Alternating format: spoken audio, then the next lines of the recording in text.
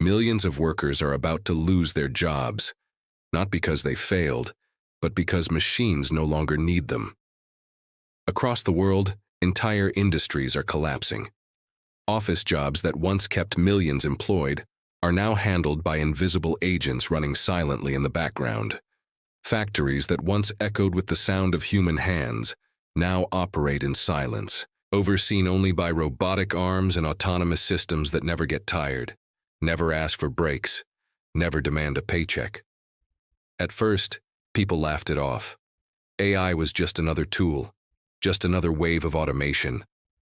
But the wave grew into a storm. By the mid-2020s, companies realized it was cheaper to replace people than to retrain them. Entire departments disappeared overnight. Accounting, scheduling, contract management, all reduced to lines of code. For corporations, profits soared. But for the workers, fear took hold. The debate over universal basic income erupted around the globe. Governments scrambled to design pilot programs, while everyday citizens wondered if their skills had any value at all. For centuries, work defined purpose. But if machines could do everything, what role was left for humans? At the same time, a quieter revolution was happening online. Platforms like YouTube, TikTok, and Twitch weren't just entertainment anymore. They were lifelines. People who had lost jobs in warehouses or classrooms were suddenly uploading videos, testing whether audiences would care. And here's the twist. With AI as their partner, many of them didn't just survive. They thrived. What used to take an entire production crew could now be done by one person with a laptop. Scripts were generated in seconds. Voices could be cloned into professional narrations. Stock footage became limitless with text-to-video tools. One creator, one idea, and a machine partner. That was all it took to build what once required a Hollywood studio. By 2027, the online world was drowning in content. Whole channels ran like factories producing videos around the clock. Former truck drivers and cashiers ran news commentary shows. Displaced teachers launched AI-powered education channels. Laid-off journalists ran investigative documentaries with synthetic editing teams. The line between amateur and professional no longer mattered. The only thing that mattered was who could hold attention. Meanwhile, the physical world kept unraveling. Restaurants replaced waiters with robotic servers that remembered every customer's order. Hospitals used diagnostic AI to replace radiologists. Autonomous trucks ruled the highways, sending shockwaves through logistics. Even construction sites buzzed with drones and exoskeleton robots, lifting beams and laying bricks without fatigue. Every gain in efficiency meant another family without a paycheck. But while traditional work collapsed, YouTube and other creator platforms exploded. Advertisers followed the eyeballs. Billions of dollars that once went to TV networks shifted to individuals armed with nothing but AI tools and a will to create.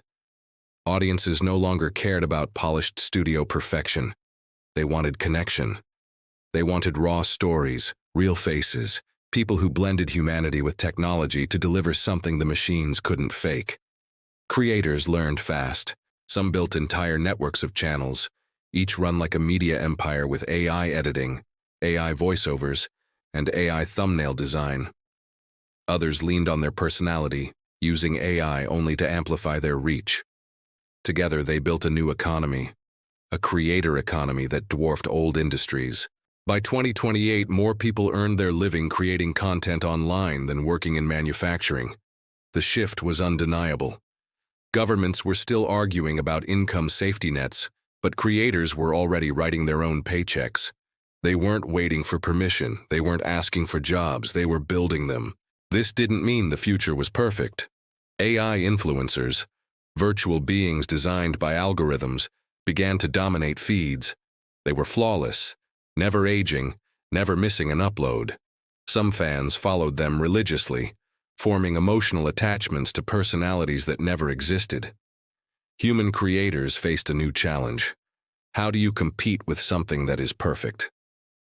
The answer was simple. You don't. You lean into being human. Because while machines could generate content endlessly, they couldn't replicate experience. They couldn't tell you what it feels like to lose a job, to fight for survival, to chase a dream. They couldn't tell you what it feels like to be alive in a world where everything is changing too fast. That became the edge, the soul in the story. By 2029, the divide was clear. On one side, millions who resisted the shift, clinging to jobs that no longer existed, waiting for someone to save them.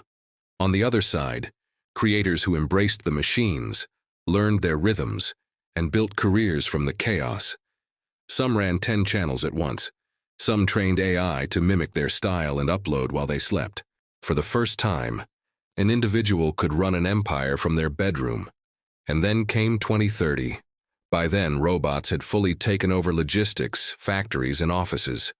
Whole cities ran on automated systems. But humans hadn't disappeared.